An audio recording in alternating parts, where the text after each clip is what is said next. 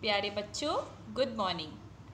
आज हम हिंदी वन पाठ 1 भाषा और वर्ण विचार इस पाठ को पढ़ेंगे। ठीक है, तो चलिए इस वीडियो को देखिए।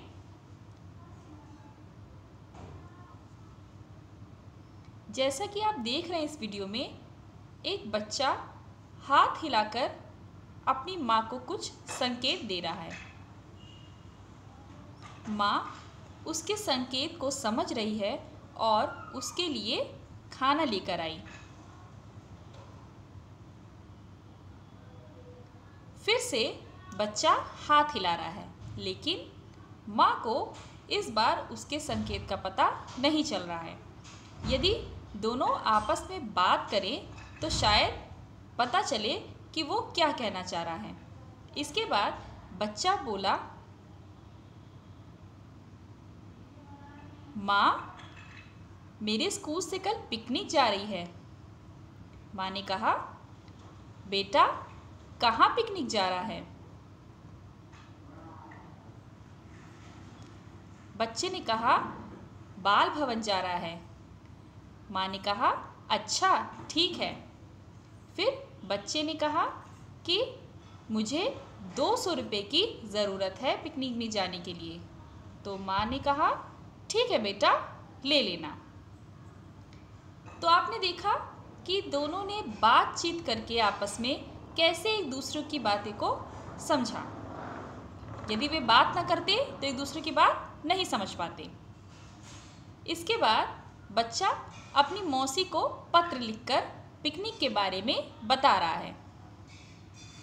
मौसी को पत्र मिला और मौसी को पिकनिक के बारे में पता चला।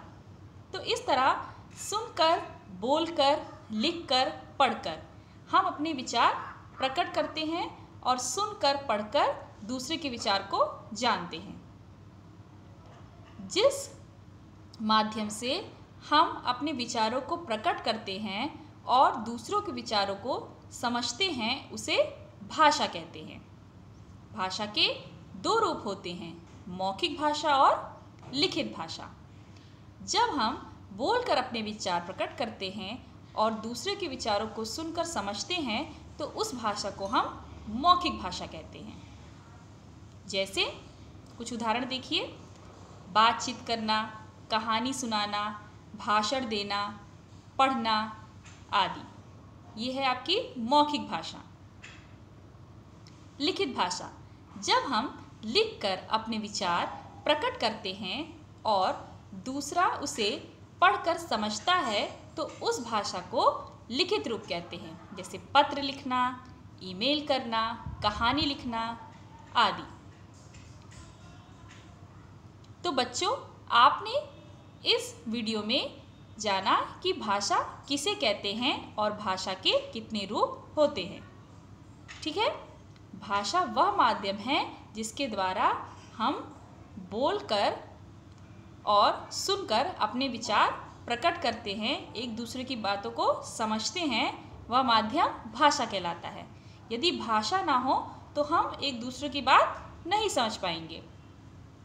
उसी तरीके से भाषा के 2 रूप होते हैं, लिखित भाषा और मौखिक भाषा। लिखित भाषा में हम अपने विचारों को लिखकर प्रकट करते हैं, जैसे हम पत्र लिखते हैं ना। और मौखिक भाषा में हम आपस में बातचीत करके या हम पढ़कर, ठीक है, सुनकर, इस तरह से हम अपनी बातों को प्रकट करते हैं।